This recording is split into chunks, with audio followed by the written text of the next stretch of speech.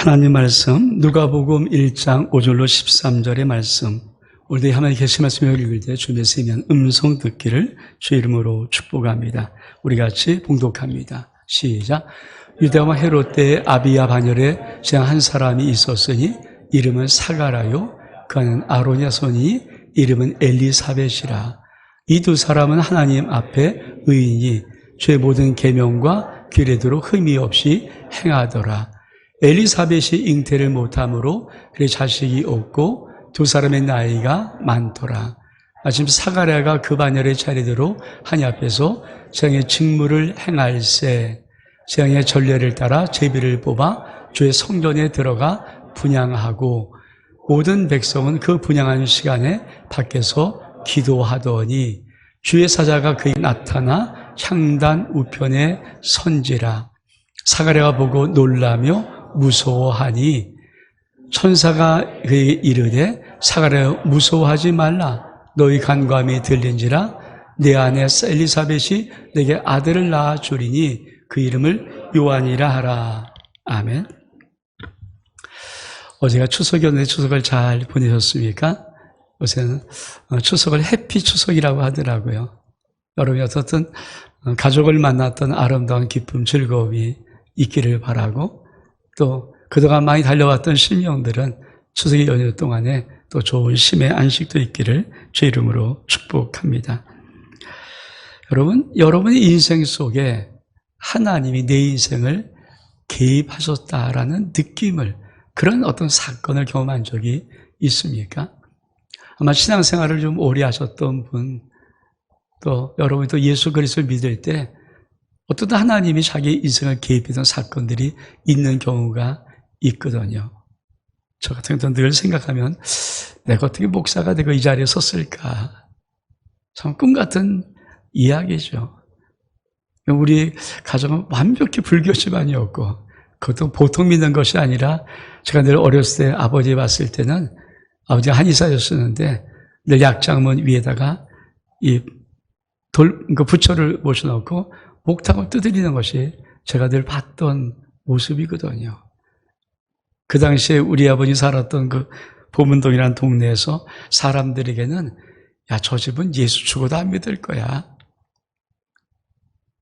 그런 집에서 어떻게 예수를 믿고, 그런 환경을 보면서 어떻게 예수를 믿고 목사까지 했는가? 좀 하나님의 개입하심이 없으면은 꿈에도 일어날 수 없는 일들이겠죠. 그뿐이 아니라 저는 가정을 결혼하는 것도 그렇고, 결혼해서 우리 아들, 딸 지금 다 컸는데 늘 생각할 때마다 마음이 참 너무 하나님께 감사해요. 제 인생 계획 속에는 우리 아들, 딸이 없었거든요. 근데 기적적인 방법으로 주지 않았더라면 우리가 어떻게 아들을 낳고 딸을 낳을 수 있었을까? 그 생각만 해도 참 마음속에 하나님께 정말 감사합니다. 하나님의 인생에 개입하심이 있어요. 아마 이 가운데 많은 분들도 개인적으로는 하나님이 내 인생 속의 역사에서 내가 예수 그리스도 믿고 여기까지 왔던 그런 순간들이 분명히 있죠. 처음 예수 믿는 사람들은 모르겠지만 좀 신앙을 5년, 10년, 15년, 20년 가졌던 분들 속에는 하나님이 역사하셨던 그 놀라운 순간들이 반드시 있거든요. 전 지나온 교회 35년의 시간 속에도 정말 하나님이 결정의 순간순간마다 기가 막힌 방법으로 역사하셨던 하나님의 역사하심이 없었다면은 우리는 뭐 한복판에 벌써 진작 문 닫고 무너져 버릴 그런 교회였거든요. 근데 여기까지 인도하시면서 참 많은 은혜를 받았던 모든 것들, 오늘 여러분에게 하나님의 개입하심이 축복이라는 말씀을 드리려고 합니다. 여러분의 지금 삶의 모습이 어떠하든지 오늘 이 말씀을 붙잡을 심령이 있거든 꼭 그 말씀 붙잡고 정말 여러분의 삶 속에 역사하시는 하나님의 개입하심의 위대한 축복을 반드시 받아 누릴 수 있기를 주 이름으로 축복합니다. 오늘 말씀은 이렇게 시작합니다. 누가복음 1장 5절에 보니까 유대왕 헤롯 때에 아비야의 반열 제사장 한 사람이 있었으니 이름은 사가라요, 그 안에는 아론의 손이 이름은 엘리사벳이라.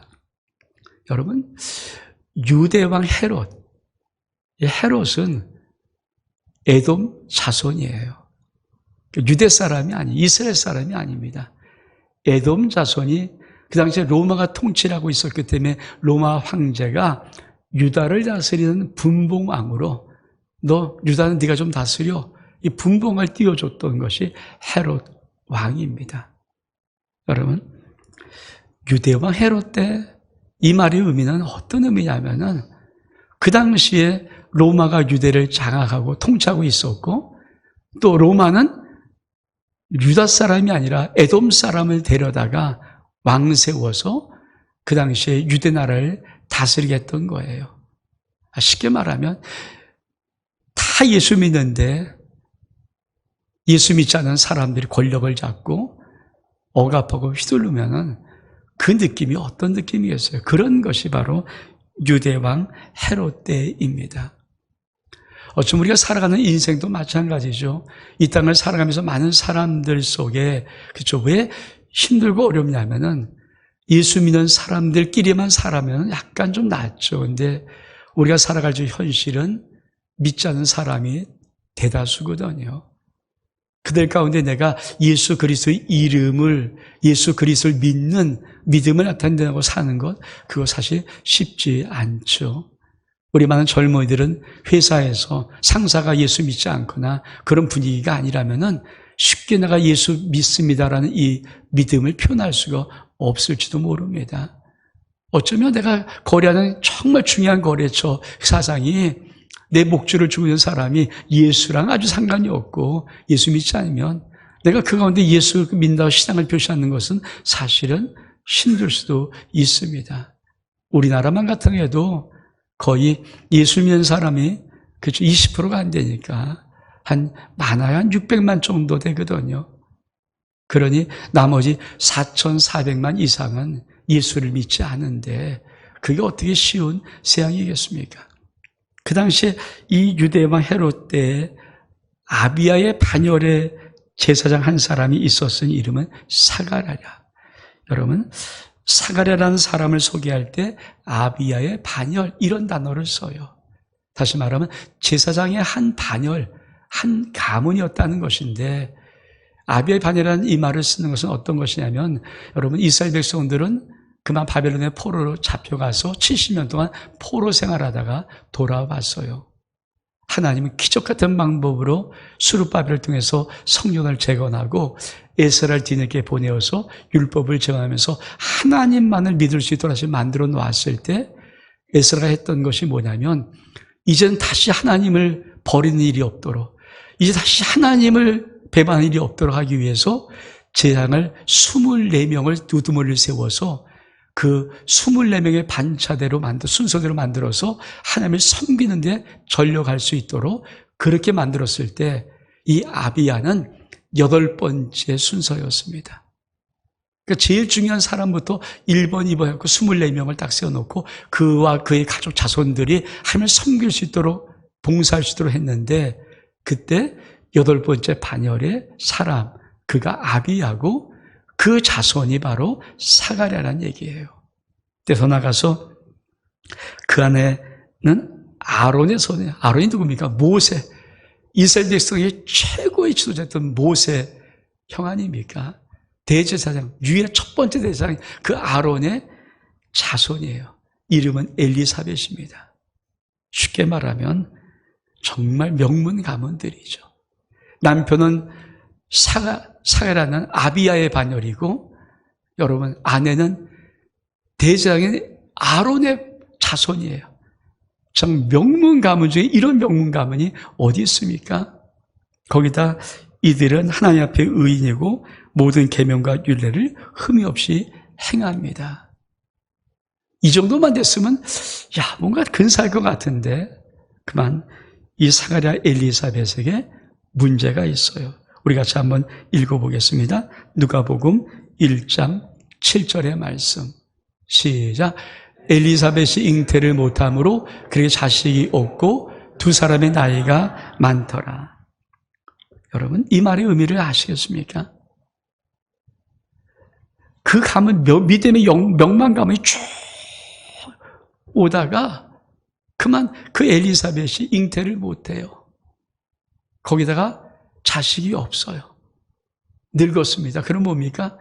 끝난다는 거예요.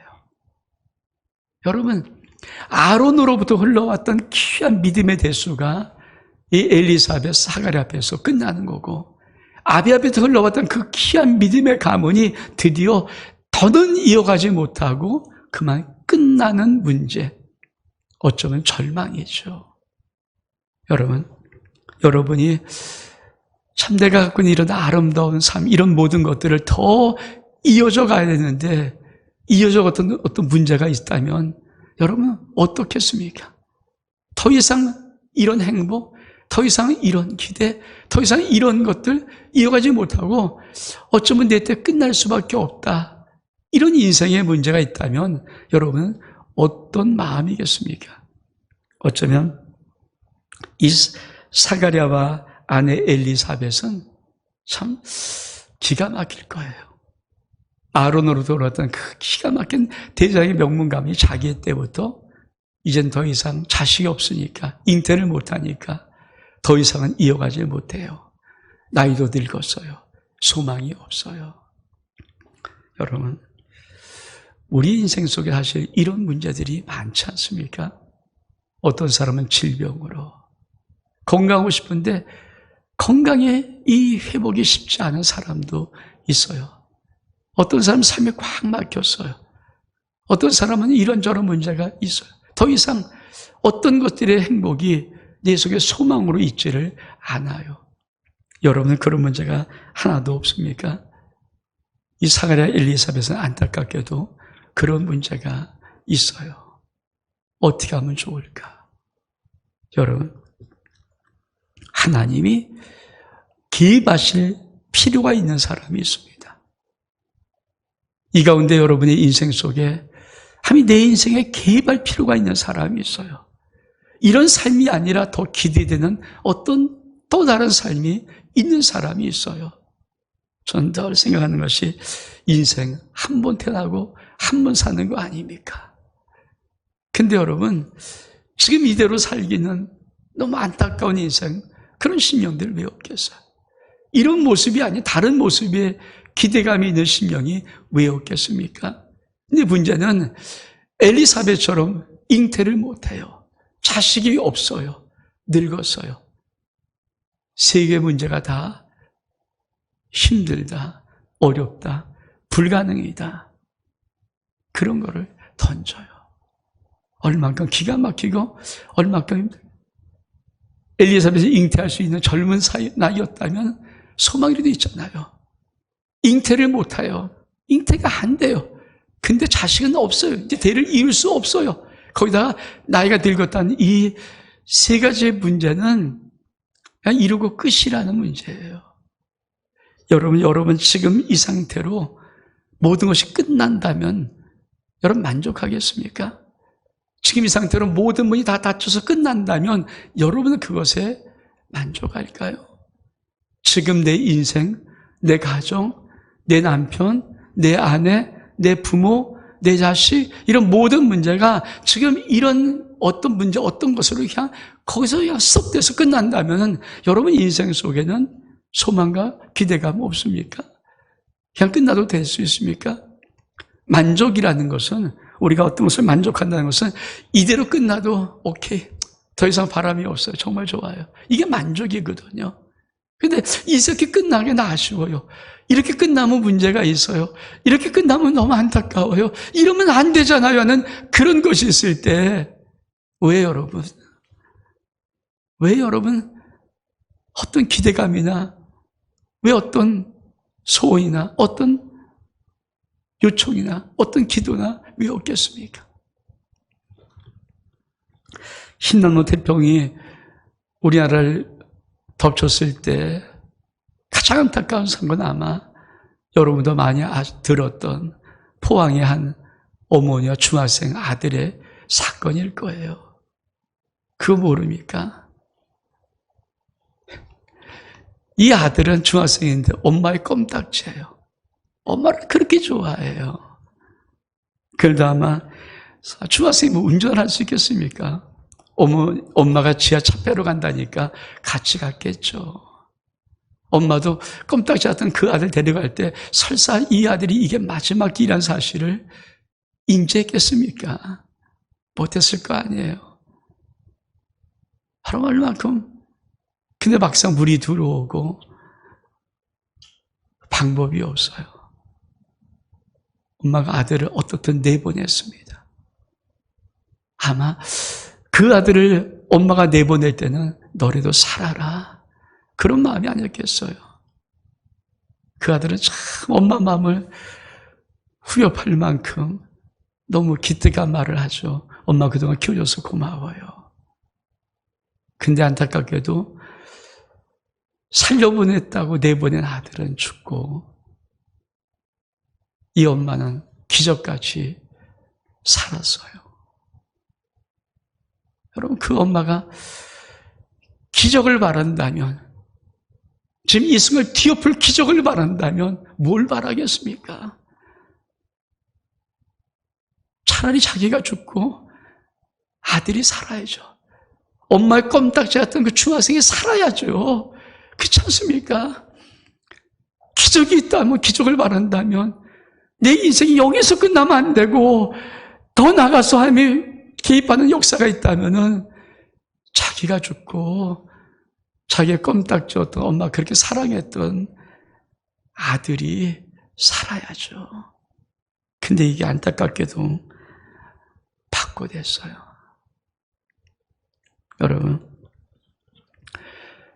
여러분의 인생 속에 지금 끝이라면, 지금 문제가 다 끝나고 다쳤다면, 지금 내 인생의 문제가 다 맞췄다면은 그런 후회할 만한 것, 그런 안타까운 것, 그게 없습니까? 이건 바꿔야 되지 않습니까? 이건 바뀌어야 되죠. 아니, 이건 좀 이렇게 돼야 되죠 하는 그게 없을까요? 아마 그 어머니는 그게 있을 거예요. 자기와 자기 아들의 인생이 이렇게 여기서 끝날 줄 몰랐기 때문에. 그러나 정말 그렇게도 할 수 있다면 그 바람이 있을 거예요. 여러분 인생 속에 오늘 말씀을 듣고 하나님의 개입하신 역사가 있는 것은 여러분 속에서 이 마음이 일어나야 되죠. 하나님, 여기 내 인생이 오늘 끝이라면, 이 시간이 끝이라면, 이렇게 다친다면은 너무 안타까워요. 너무 아쉬워요. 너무 이거 안 돼요, 이거. 이런 문제가 여러분 가운데 있다면 그 문제를 하나님이 개입할 문제죠. 그 문제가 하나님의 개입할 문제죠. 그런 게 없으면 만족하는 인생이고요. 개입 안 해도 만족할 수 있는 인생 아니고요. 근데 그런 게 있다면 바로 그 문제가 내 인생에 하나님이 개입할 문제라고요. 그 문제 있습니까? 여러분,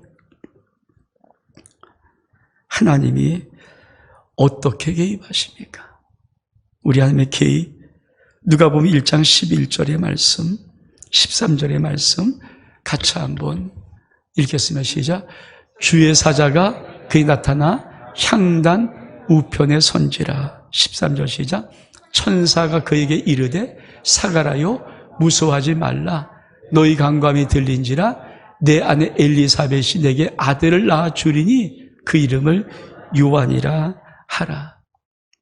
우리는 하나님이 어떻게 내 삶을 개입하는지를 몰라요.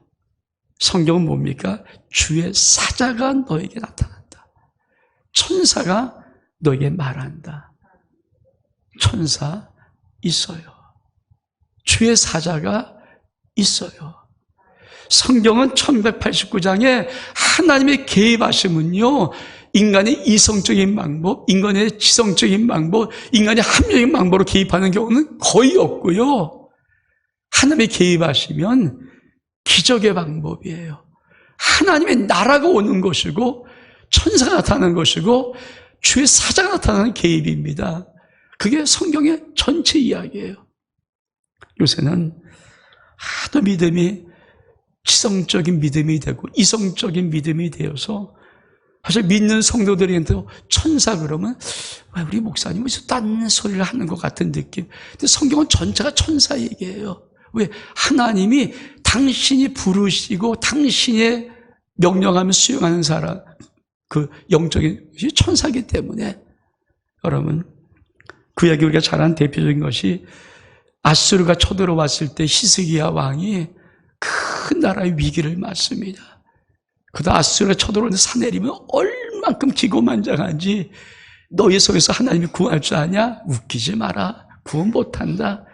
수많은 나라 민족 전부 다 우리가 다 쳐부셨는데 아무도 그들의 백성들을 그들의 신들이 구한 적이 없다. 너희 시도 똑같을 거야.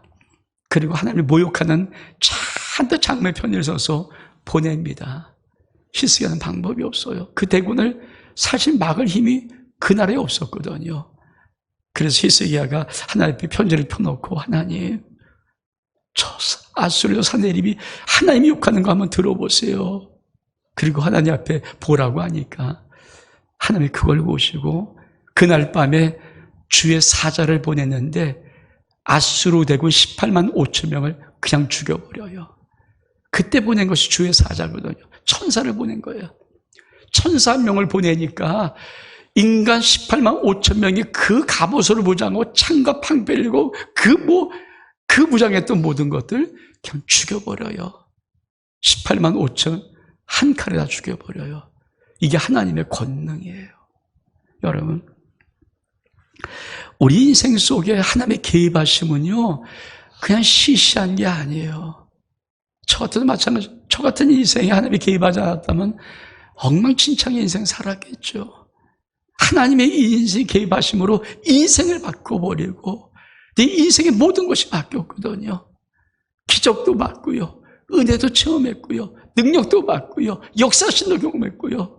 가만히 생각하면 주님의 은혜밖에 없는 그런 기억들이 참 제 인생 속에 많이 있어요. 여러분, 하나님의 개입하심이 여러분 가운데 있을 때 하나님의 기적이 나타나는 은혜가 있기를 축복합니다. 여러분 지금 인생 속에 하나님 반드시 개입할 어떤 문제가 있다면 우리 하나님이 개입하실 때 기적이 임할 수 있기를 주의 이름으로 축복합니다. 우린 창립 35주년에 이 말씀 붙잡고 시작했습니다. 내 앞에 열린 문을 두었다. 우리 계시록 3장 8절 상반절 말씀 같이 한번 읽겠습니다. 시작. 볼저다 내가 내 앞에 열린 문을 두었으되 너희는 할 사람이 없으리라. 그렇습니다. 우리 교회는 35주년을 출발하면서 하나님이 저 말씀을 주었거든요. 내가 네 앞에 열린 문 두었다. 근데 그 주님이 어떻게 자기를 소개합니까? 거룩하고 진실하사 곧 열면 닫을 사람 없고 닫으면 열 사람이 없는 우리 주님께서 거룩하신 분이 진실한 분이 우리에게 말하는데 종민아 네 앞에 열린 문을 두었어. 여러분 잊지 마십시오. 여러분 인생 살아가는 이 1년 동안 우리가 9월 4일부터 내년 8월 마지막 주일까지 하나님이 여러분 인생 속에 열림은 두었음 믿기를 축복합니다. 그럼 이 열림은이 도대체 무슨 의미인가? 열림문이 무슨 의미입니까? 문 활짝 열어놨습니까? 아니에요. 열림은 정확히 이런 의미입니다. 우리 말씀 보겠습니다. 창세기 28장 12절의 말씀. 시작. 꿈에 본즉 사다리가 땅 위에 서 있는데 그 꼭대기가 하늘에 닿았고 또 본즉 하나님의 사자들이 그 위에 오르락 내리락 하고. 여러분 인생의 적당한 기회의 문 인간 다 열 수 있어요. 인간이 열 수 있는 문 수없이 많습니다. 그런데 인간이 절대 못 여는 문이 있죠. 우리 하나님께서 인간 누구나 열 수 있는 좀 힘센 사람 열 수 있는 그런 문 우리 앞에 놓고 그 조그만 기회 놓고 조그만 축복 놓고 열린 문 두었다 그렇게 말씀하는 것이 아니라 우리 주님께서 거룩하고 진실한 그 주님께서 우리 인생 앞에 내가 종민아 네 앞에 열린 문 두었다고 말할 때 그 열린 문은 어떤 문인지 아십니까? 저 문이에요. 야곱은 저 문을 보고 하늘의 문이다. 이는 하늘의 문이다. 하늘의 문이라고 봤거든요. 여러분 열린 문은요 내 위에 하나님의 천사가 오락내락하는 이 문이 열렸다는 것을 의미합니다. 우리 말씀 볼까요? 요한복음 1장 51절의 말씀. 시작. 또 이르시되 진실로 진실로 너희에게 이르노니 하늘이 열리고 하나님의 사자들이 인자 위에 오르락내리락 하는 것을 보리라. 우리 주님 위에 하늘의 문이 열렸거든요. 그 열린 하늘의 문에 어떤 의미가 있는가? 우리 주님 인자 머리 위에 하나님의 사자가 오르락내리락 하는 이게 열렸다는 거예요. 그러므로 여러분 추상적으로 듣지 않기를 원합니다. 여러분이 창립 35년 우리 아름다가 빌라비를 달려갈 때 내가 네 앞에 열린 문을 뒀다는 이 말의 의미는 추상적인 말의 의미가 아니고 이성적으로 판단할 수 그 정도의 말이 아니라 종민아 네 머리 위에 하나님의 사닥다리가 열려있고 주의 사자 천사가 오르락내리락하는 그 문이 열려있어. 여러분 이 믿음이 있기를 축복합니다. 이 믿음이 있기를 축복합니다. 그래서 내가 말한 말이 그대로 이루어지는 거예요. 내가 기도하는 기도가 그대로 이루어지는 거예요. 왜? 이루어질 수 있는 천사가 있으니까. 하나님의 명령받은 천사가 있으니까. 이게 주님께서 우리에게 말씀하시는 1년 달려갈 열린 문입니다. 이 문 열어놨다는 거예요. 그렇죠? 이 문 열려야 내 인생 문제가 해결돼. 기적이 일어난 이 문이 열려야 내 인생 문제가 해결되죠. 저는 인간은 참 야가 빠졌다는 생각을 확실히 하거든요. 자기가 할 수 있는 거, 자기가 능히 할 수 있는 거 못한 사람 아무도 없어요. 할 수 없는 것을 못하는 거예요. 자기가 할 수 없는 것, 능력이 없거나 마음이 생기지 않거나 할 어떤 것도 없거나 방법이 없는 사람들은 못하지만은 할 수 있는 사람은 다 인간은 야가 빠져서 해나가는 거예요. 여러분 인생 속에 하나님께서 우리 주님이 거룩신 샷 열린 문도 없던 이 열린 문의 축복이 하나님의 개입하시는 놀란 천사가 오르락내리락하는 이 열린 문이 믿기를 주의 이름으로 축복합니다. 이 열린 문이 있으면 여러분 인생의 문제가 해결됩니다. 저는 오늘 여러분이 이 말씀 붙잡고 여러분의 인생 속에 있는 문제, 하나님의 개입하실 문제들 반드시 해결받는 은혜가 있기를 원합니다. 특별히 영혼 구원. 여러분 주님이 역사하지 않는데 어떻게 예수 믿어요? 내 남편, 내 아내, 우리 부모, 우리 자식들, 여러분 예수 안 믿는 그 심령들 하늘이 열리지 않고 하나님의 개입하지 않는데 예수 믿을 수 있는 기회가 있을까요? 없어요. 하나님이 역사하지 않는데 예수 믿을 수 있을까요? 없어요. 단 한 명도 없습니다. 하나님이 천사를 통해서 개입하거나 말씀을 통해 개입하거나 하나님의 능력으로 개입하지 아니하면 어떤 자도 영혼 구원 못합니다. 영혼 구하지 못해요. 여러분 만약에 지금 이 시간 내일 여러분의 인생에 영혼 구원 받지 못한 그 sinh 마지막이라면 오늘이 마지막인지 여러분이 만약에 마지막이라면 그 영혼 구원하지 않겠습니까? 영혼 구원하지 않겠습니까? 여러분 지하 내려가서 참배로 내려간 거예요. 그게 마지막이었던 사람들이 있었어요. 여러분 그게 마지막이었다면 입을 열어서 복음 전하지 않겠습니까? 여러분이 인생에 어떤 문제가 지금 하지 않은 마지막이라면 구하지 않겠습니까?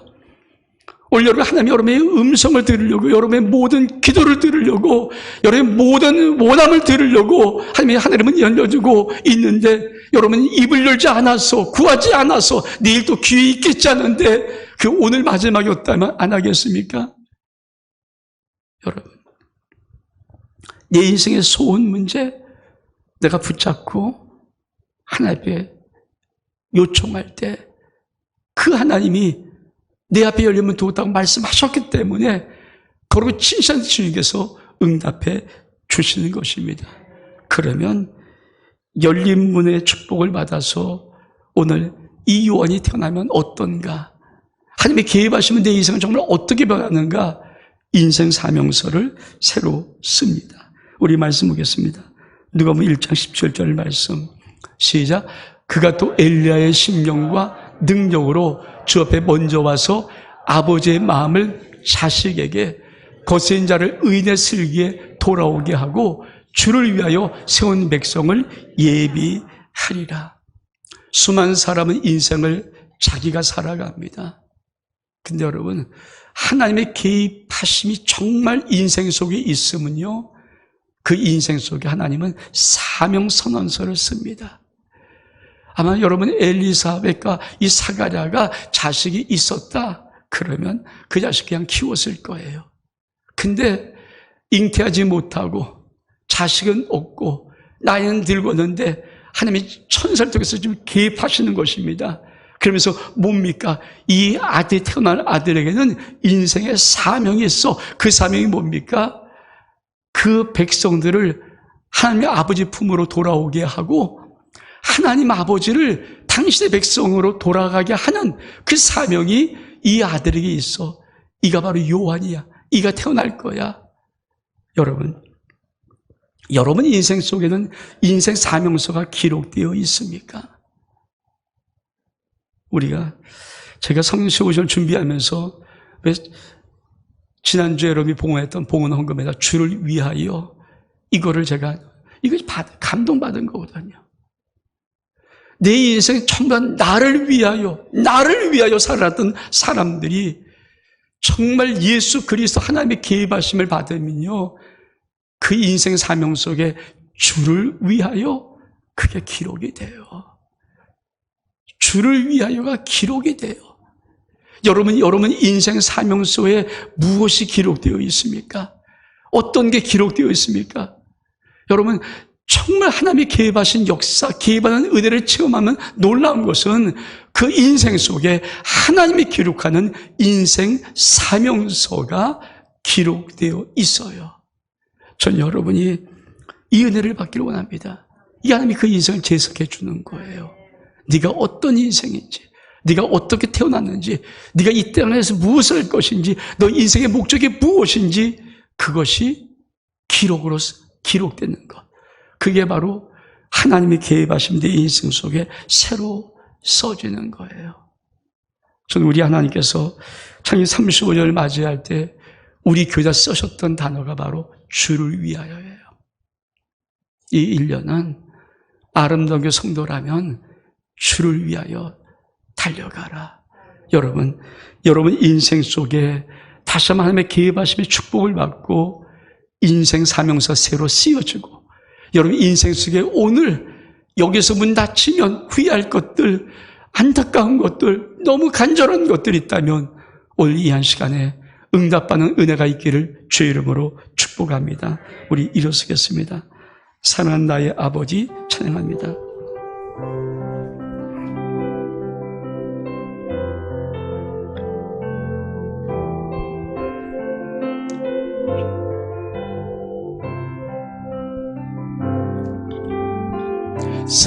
사랑하는 나의 아버지, 이름 높여드립니다.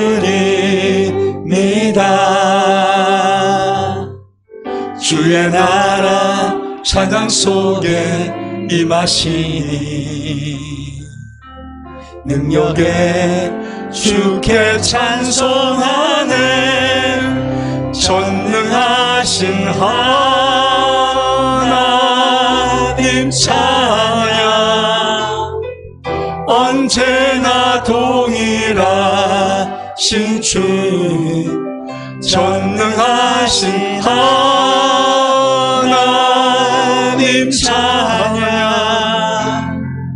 영원히 다스리.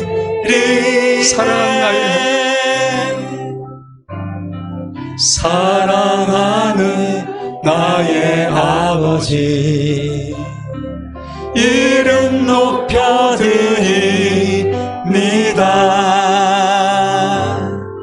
주의 나라 찬양 속에 임하시니 능력에 주께 찬송하네. 전능하신 하나님 찬양, 언제나 동일하신 주, 전능하신 하나님 찬양,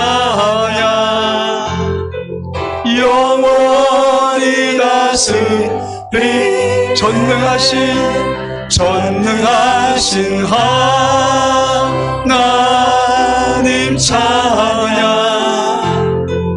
언제나 동의하신 주 전능하신 하나님 찬양 영원히 다스리네.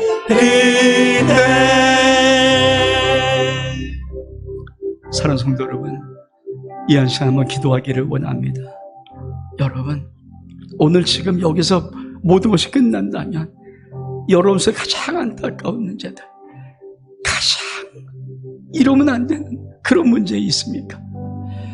하나님의 개입하심 필요한 반드시 그 문제, 오늘 여기서 인생이 여기서 끝난다면, 여기서 무진히 다친다면 너무 안타깝고 너무 후회스러운 것들 하나님 반드시 이거는 이루어줘야 돼요.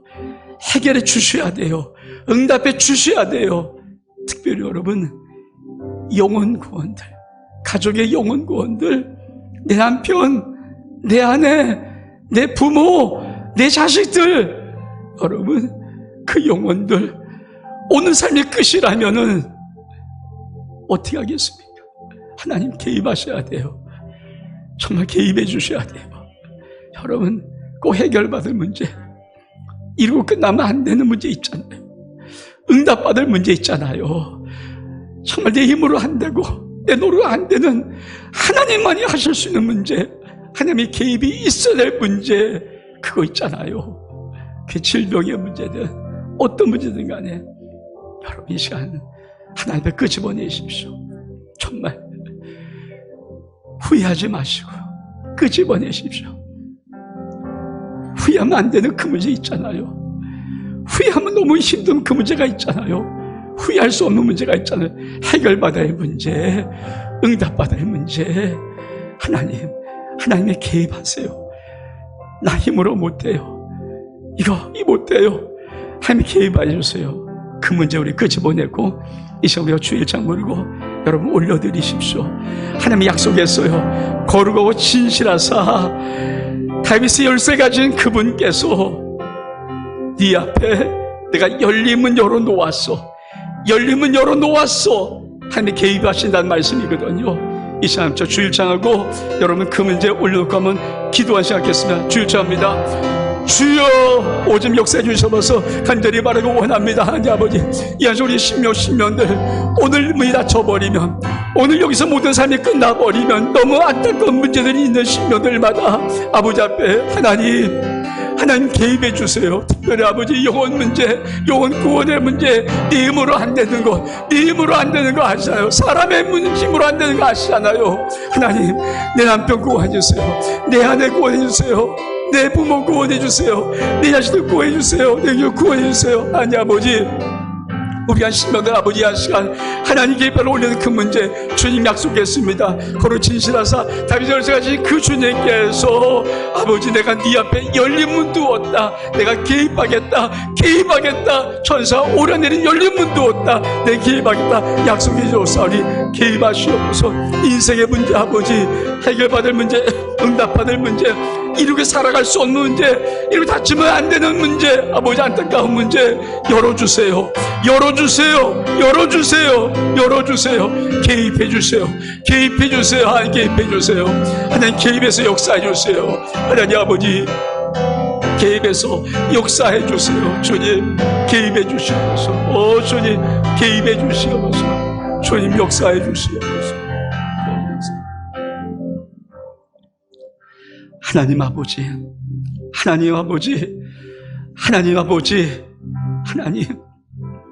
오늘 만약에 닫힌 문이 마지막이라면, 오늘 네 인생의 문이 마지막 닫힌 거라면은 너무 안타깝고 너무 후회스럽고 도저히 안 되는 그런 문제는 신명들이 있습니다. 남편 구원, 아내 구원, 부모 구원, 자식의 구원 문제를 갖고 있는 신명들, 가족 구원 문제 갖고 있는 신명들, 질병의 문제 갖고 있는 신명들, 반드시 해결 문제 갖고 있는 신명들, 소원의 문제 갖고 있는 신명들, 하나님 내 힘으로는 안 돼요. 내 힘으로는 어떻게 해봤는데 안 돼요는 그 문제 갖고 있는 신명들, 하나님 주님 약속했어요. 거룩하고 친신하신 주님께서 내가 네 앞에, 내가 너희 앞에 열린 문을 열어놓았다.